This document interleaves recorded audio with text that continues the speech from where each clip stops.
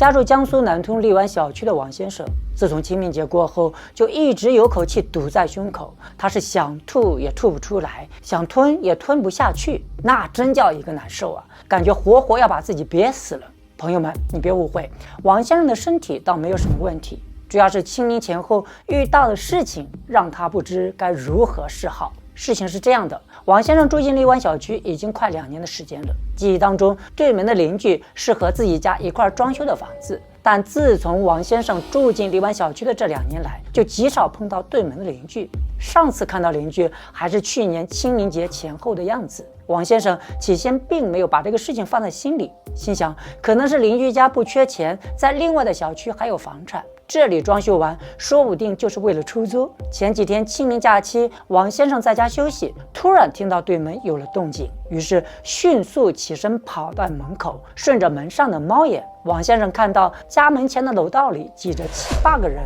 带头的邻居正在用钥匙打开房门。王先生假装自己想要出门，就在自己打开房门的时候，邻居已经带着身后的亲朋进了家门。王先生透过邻居家几人身体间的缝隙，看到对面房间的供桌上摆着2个烛台，烛台的中间供奉着一个黑色的盒子。7、8个人进门就直冲着供桌顺势站立，随着几个人弯腰鞠躬，一张黑白遗像映进王先生的眼帘。哎呀妈呀！王先生这才恍然大悟，怪不得这家人2年来极少出现在对门的家中，原来感情这房子装修完不是给活人住的呀，他的邻居居然是位已经过世了的人。王先生感到一阵膈应，更多的还是后怕。他们是祭拜完门一锁，啥事没有，我们一家老小可怎么办呀？每天一出门就能看到对面是个骨灰房，我们的日子还过不过了。朋友们，或许你可能以为王先生遇到这样的事情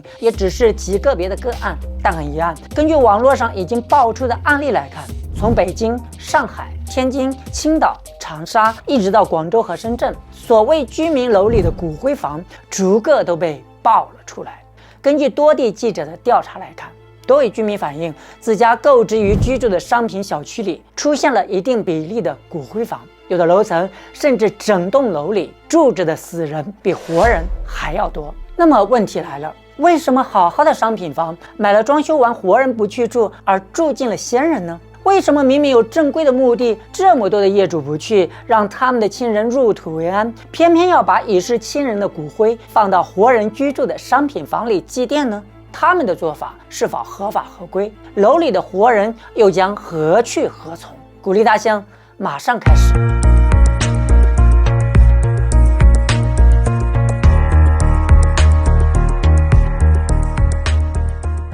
大家好，欢迎收看《万象奇谈》，我是大象。王先生的遭遇本就不是个例，早在几年前，就有网友在社交平台晒图表示，发现自家的楼上有位业主把自家的窗户用红砖全部都封了起来。而且就像前面王先生的遭遇一样，除了清明和春节前后，这家人几乎不会出现在这个小区里。然而，这样的事情如果不是当事人明说，买完的商品房大门一关，谁也不会知道里面住着的到底是活人还是死人。如果不是前几日恰逢清明，关于骨灰房的话题又被推上热搜，或许像王先生此类遭遇到如此糟心事儿的活人，又该找谁说理去呢？在讲这个道理之前，咱们先看2个案例。2023年5月，湖南长沙的小李初到山东青岛工作，囊中羞涩的他在网上看中了一套位于桃李村的小套间。虽说桃李村远离市区，但好在交通发达。最关键的问题是，桃李村的房租要比周边的房租便宜一半。小李觉得自己运气不错，赶忙给中介付了定金，并兴致勃勃地搬起家来。但让小李感到浑身不自在的是，就在搬家当天，当小区门口的保安听说自己是新搬来6栋4楼3号房的租户时，当时保安看他的眼神都不对了。布置好房间，打开窗户准备透透气时，小李发现对面有紧邻相连的3个窗户全部用红砖水泥封死了，没留一点缝隙。小李心里一阵心惊，总觉得哪里怪怪的，却又说不出怪在哪里。就在小李出门准备买点东西的时候，听到保安对着对讲机说：“现在的年轻人胆儿真大，这种阴气重的房子说住就住，一点儿都不害怕。”联想到被封死的窗户、特别便宜的租金，小李越想越不对劲。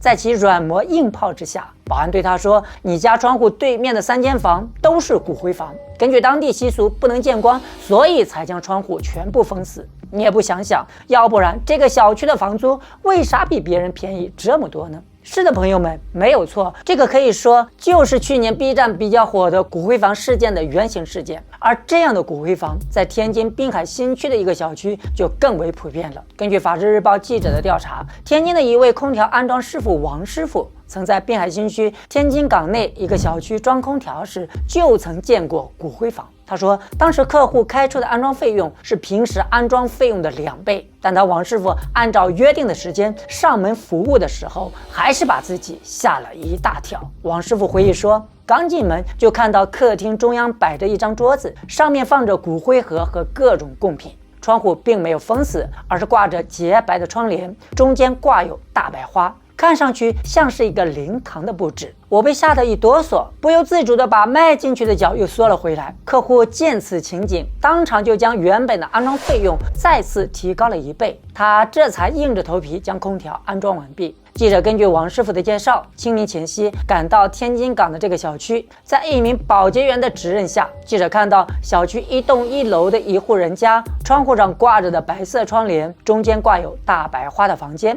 以及一个黑色窗帘紧闭的房间。保洁员说，那个就是大家口中的骨灰房，平时一般都是空着，清明时节才会有人前来祭奠。有的房子还经常欠缴水电费和物业费，门口贴了很多张的缴费单。当时记者数了一下，靠近小区大门附近的2栋楼，这样装饰的房间就有10多套。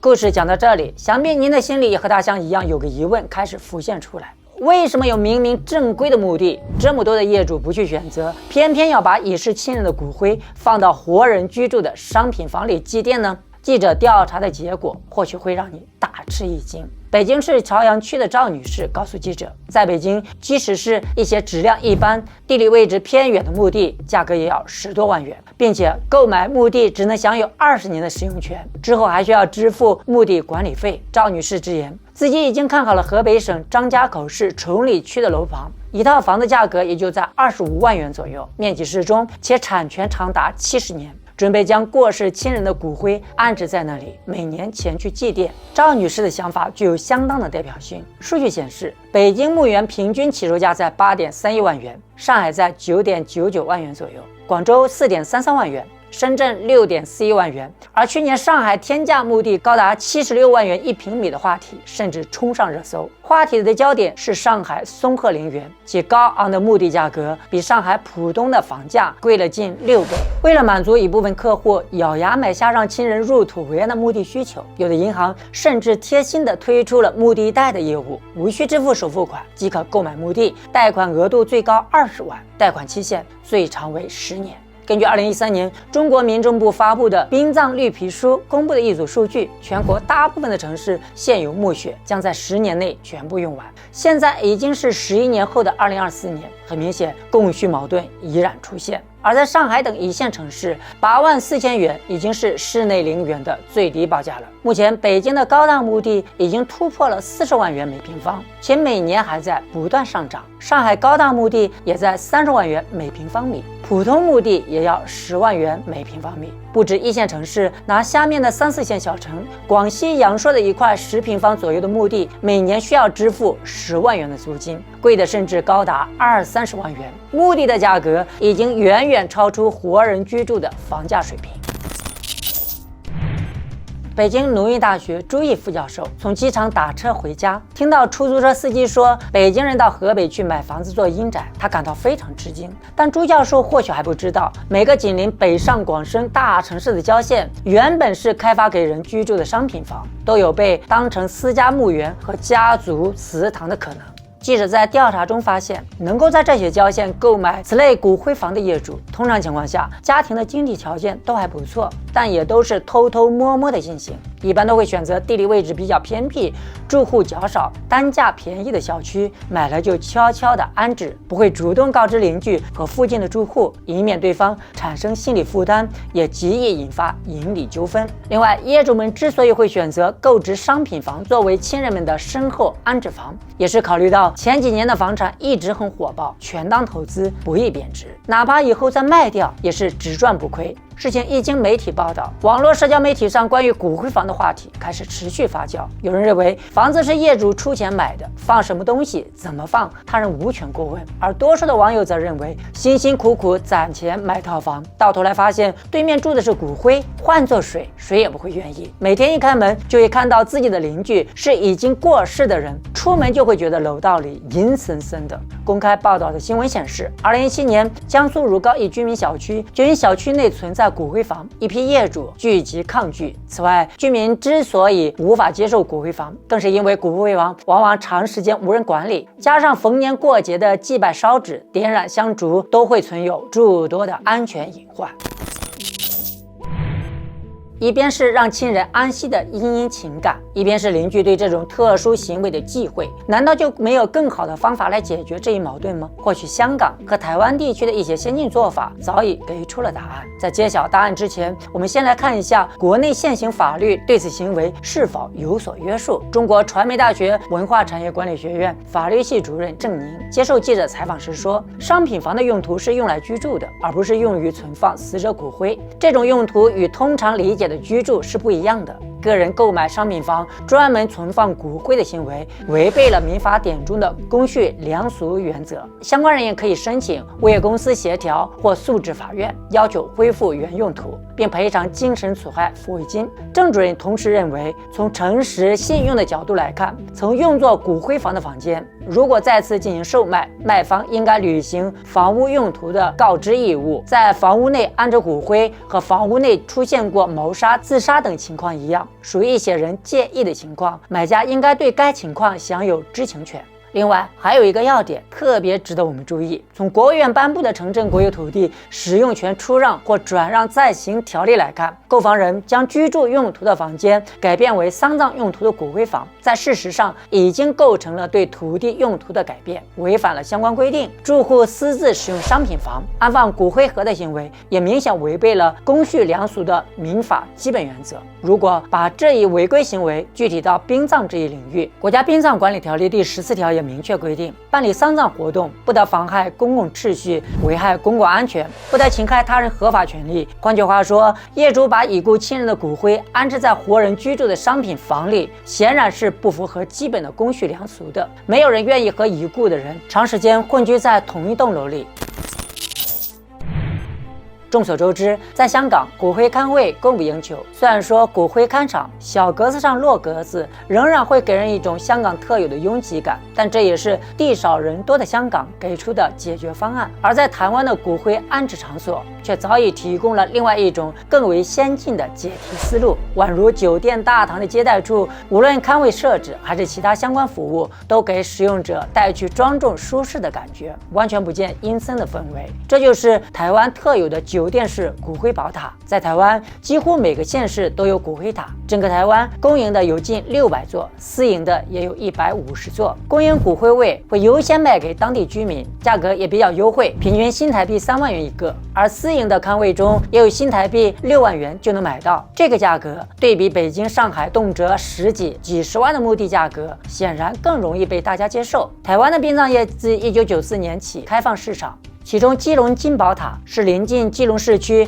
全台湾唯一一座设有观景电梯的骨灰塔。基隆金宝塔在1991年取得执照，按规划总共可提供18万个骨灰位，但至今只开放了其中4个楼层，存放了近1万个骨灰龛。台湾的骨灰塔一般是逐层开放，而不同时期开放的骨灰位往往能够反映出当时的潮流。事情说到这里，不知道大家还有没有印象，其实在大陆早些年前也曾出现过类似的服务场所。根据目前能够查到的消息，位于天津市滨海区中塘镇一处公益性骨灰堂被改建成专门放置骨灰的住宅，并违规出售，均价7000元每平米，中介手上的二手房更高达1万元。这是一个什么概念？同片区二手房的成交价1.2万元左右。如果考虑地段、环境、配套等因素，死人住的房子跟活人住的好像也没什么差别了。根据当时媒体报道的内容，天津中堂骨灰房当时号称华北地区第一家，16栋骨灰房建在荒郊野岭，楼房每层25户，面积从20到50平不等。